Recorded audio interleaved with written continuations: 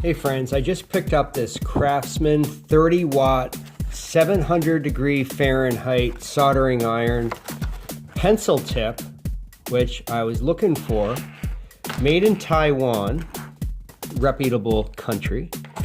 And I was looking for one of these for a while. I tried a similar cheap model a few years back. This only cost me $5, got it on sale.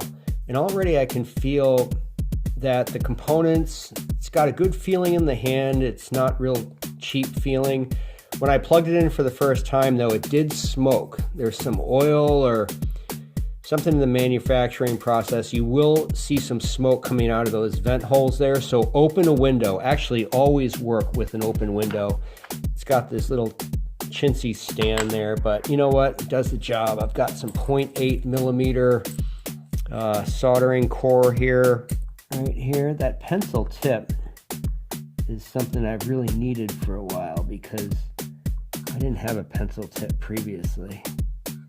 Man, that's all it takes. That is great, just a touch. I give it a thumbs up.